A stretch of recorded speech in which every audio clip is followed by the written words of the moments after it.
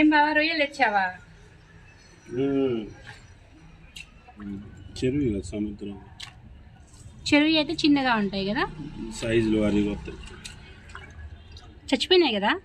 ఎంత టైం పడుతుంది ఇది చేయడానికి? అంతా ఒక అరగంట. అరగంట పట్టిద్దా? క్లీన్ చేయటమే ఒక అరగంట.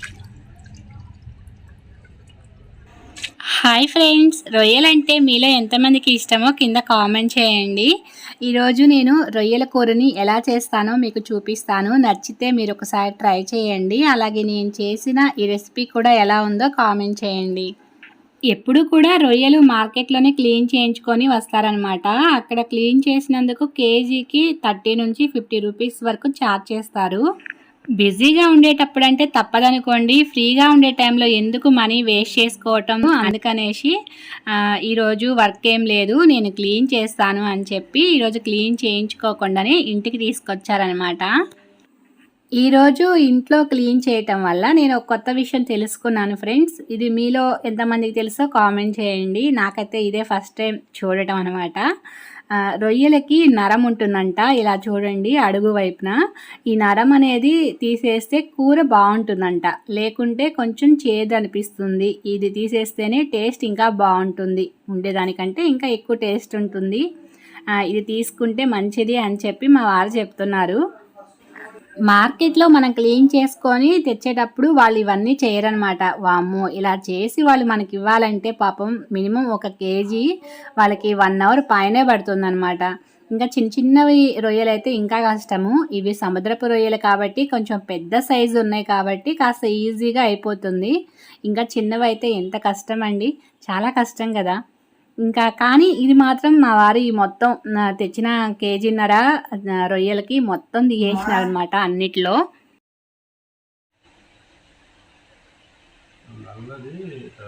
పట్టుకొని అయిపోతా ఉంటుంది దాని అమ్మటిగా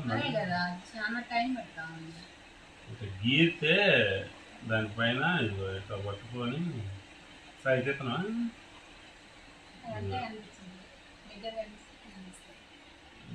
లేదు లైట్ వస్తుంది అన్నమాట.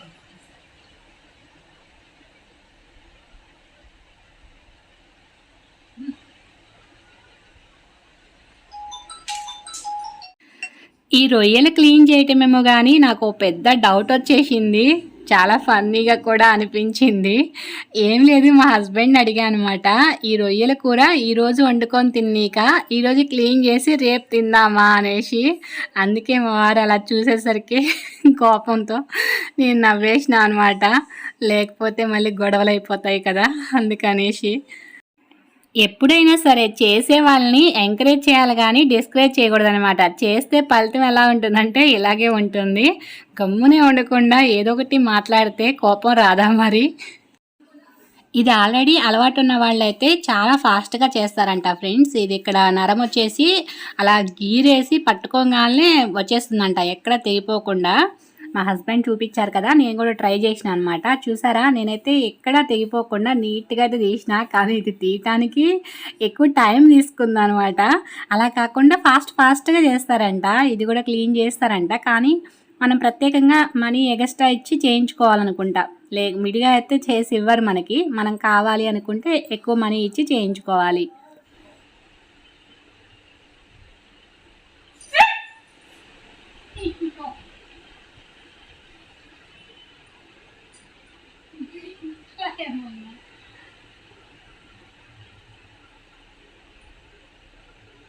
వాసన వేరే, బయట ఎండ ఎక్కువగా ఉందని ఇంట్లో కూర్చుంటే ఈ క్లీనింగ్ ఏమో కానీ ఇల్లంతా వాసన కొట్టేసింది ఫ్రెండ్స్. కానీ ఏం చేద్దాం, తప్పలేదు. విన్నారు కదా, మరో పక్క మా వారు సెటర్. తినడానికి బాగానే ఉంటుంది, అందులో ఉప్పు కారం అన్నీ పడతాయి కాబట్టి ఆ టేస్టే వేరు. కానీ క్లీనింగ్ అలా కాదు కదా, ఎంత వాసన భరించని కాలేదు. సరే, ఇప్పుడు కూర ఎలా చేయాలో చూద్దాం, వచ్చేయండి. 1.5 కేజీన్నర రొయ్యలు తీసుకుంటే వేస్ట్ బోంగా 1 కేజీ సుమారు అయింది రొయ్యలైతే. ఇప్పుడు ఈ రొయ్యల్ని బాగా 2-3 సార్లు వాష్ చేసుకునేసి ఒక గిన్నెలో కాస్త ఉప్పు పసుపు వేసి ఈ క్లీన్ చేసుకున్న రొయ్యలను వేసి బాగా కలయబెట్టండి. ముక్కలన్నిటికీ పట్టేలాగా ఉప్పు పసుపు కలిపేసుకొని మూత పెట్టి మినిమం ఒక 1/2 అవర్ కుదిరితే ఒక 1 అవర్ ఫ్రిడ్జ్లో పెట్టండి. ఈ రొయ్యల కూరకి కాంబినేషన్గా వైట్ రైస్ కాకుండా పలావ్ రైస్ లాగా చేద్దాము అనేసి ప్రిపేర్ అయితే చేస్తున్నాను. ఇది కూడా చూడండి, కాస్త ఈజీగా త్వరగా అయిపోతుంది, మీకు కూడా నచ్చుతుంది. కాస్త నూనె నెయ్యి వేసుకొని అలాగే ఉల్లిపాయ ముక్కలు, పచ్చిమిరకాయ ముక్కలు, బిర్యానీ ఆకు, అల్లం వెల్లుల్లి paste, whole garam masala powder. మనం బయట కొనుక్కొచ్చుకునే పొడి ప్యాకెట్ల కంటే మనం ఇంట్లోనే తయారు చేసుకునే పొడులు అనేవి ఆరోగ్యానికి మంచిదండి. ఇలా హోల్ గరం మసాలా దినుసుల ప్యాకెట్ అయితే మనకి రిలయన్స్లో దొరుకుతుంది. ఇంకా ఎక్కడన్నా దొరుకుతుందేమో నాకైతే ఐడియా లేదు ఫ్రెండ్స్. నేనైతే రిలయన్స్లో తెచ్చుకున్నాను. దీన్ని మనం కొంచెం వేడి చేసుకొని వేయించేసుకొని మెత్తగా పౌడర్ చేసుకొని స్టోర్ చేసుకున్నామంటే మనం విడిగా కూరల్లో కూడా వాడుకోవచ్చు అనమాట. ఒక చిటికెడు అలా వేసుకుంటే చాలు, మంచి సువాసన టేస్ట్ అయితే తెలుస్తుంది. ఇందులో సొంటి కూడా ఉంటుంది, వేటిని తీసేయకండి, అన్నీ కలిపి పౌడర్ చేయండి. ఇక తాలింపులో కొంచెం పసుపు అలాగే కారం కూడా వేసి ఒక 2 నిమిషాలు అయితే కలబెట్టేసిన అనమాట. ఇక బాస్మతి రైస్ అయితే ఒక 2 గ్లాసులు తీసుకున్నాను ఫ్రెండ్స్. అందుకనేసి 2 గ్లాసులకి 4 గ్లాసుల నీళ్ళు అయితే పోసుకుంటున్నాను. బాస్మతి రైస్ని అప్పటికప్పుడు కడిగి వేసుకునేలా ఉంటే 2కి 4 సరిపోతుంది. ఒకవేళ మీరు ముందు నానపెట్టి ఉంటే 2కి 3.5 లేదంటే 3 ముక్కాలు అలా వాటర్ అయితే తీసుకోండి, లేదంటే రైస్ మెత్తగా ఉడికిపోతుంది. రైస్ అయితే రెడీ అయిపోతుంది. ఇప్పుడు రొయ్యల కూర ఎలా చేయాలో చూద్దాము. ముందుగా పొయ్యి మీద ప్యాన్ పెట్టుకొని అందులో కాస్త నూనె వేసుకొని మనం ఆల్రెడీ నానపెట్టుకున్నాం కదా ఒక 1 అవర్, ఈ రొయ్యల్ని ఇప్పుడు నూనెలో వేసి కొంచెం సేపు వేగనివ్వాలి. కూర చేయడానికి ముందే రొయ్యల్ని మనం ఇలా వేయించుకోవటం వల్ల టేస్ట్ అనేది చాలా బాగుంటుంది. రొయ్యలు కూడా చిదురవ్వకుండా బాగుంటాయి. ఇలా ఎంతసేపు వేయించాలంటే ఇక్కడ మీకు కనిపిస్తుంది చూడండి, రొయ్యల్లో నీరంతా ఇంకిపోయి ఇలా రొయ్యలు అయితే రెడీ అవుతాయి అన్నమాట. అబ్బా, చూడటానికే నూరిపోతుంది కదా, ఇలా నీట్గా రెడీ అయిపోతాయి. ఇప్పుడు ఈ రొయ్యలను తీసి ఒక ప్లేట్లో పెట్టుకోండి. ఇలా వేయించటం వల్ల ఈ రొయ్యలకి ఉప్పు కారం పట్టి ఒక 50% అయితే కుక్ అయిపోయి ఉంటాయి. ఇప్పుడు అదే ప్యాన్లో ఇంకాస్త ఆయిల్ వేసుకుందాము. ఇప్పుడు తాలింపులో 2 రెమ్మల కరివేపాకు, కొన్ని పచ్చిమిర్చి చీలికలు అలాగే ఫ్రెష్ అల్లం వెల్లుల్లి పేస్ట్ వేసి పచ్చివాసన పోయే వరకు వేయించుకోండి. ఇలా వేగుతుండగానే ఒక 2 లేదా 3 మీడియం సైజు ఆనియన్స్ని మెత్తగా మిక్సీ పట్టుకొని ఈ తాలింపులో వేసుకొని వేయించుకోవాలి. అలాగే మీడియం సైజు టమాటాలు ఒక 2 సన్నగా తరిగి వేసుకోండి. మీకు గుజ్జెకు కావాలి అనుకుంటే మిక్సీ పట్టుకొని పేస్ట్ చేసి కూడా వేసుకోండి. వేసుకొనేసి ఇందులోనే ఉప్పు, కారం, పసుపు అలాగే హోల్ గరం మసాలా పొడి వేసుకొని బాగా కలయబెట్టండి. పచ్చివాసన పోయే వరకు మసాలాలన్నీ వేగి ఆయిల్ పైకి తేలే వరకు వేయించుకోవాలి. వేగినాక ఒక గ్లాస్ సుమారు వాటర్ పోసుకొని మూత పెట్టి ఉడికించండి.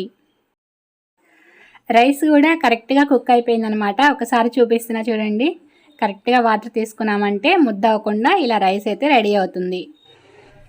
ఇలా తెరులుతుండగా ఇప్పుడు మనం రొయ్య ముక్కలను వేసుకొని మరి కొంతసేపు ఉడికించుకోవాలి. ఆల్రెడీ ఒక 50% కుక్ అయి ఉన్నాయి కాబట్టి ఇప్పుడు మరో 50% అనేది ఇప్పుడు కుక్ అయిపోయి రొయ్య ముక్కలకు కూడా మసాలా అంతా పట్టేసి కర్రీ అయితే చక్కగా రెడీ అవుతుంది.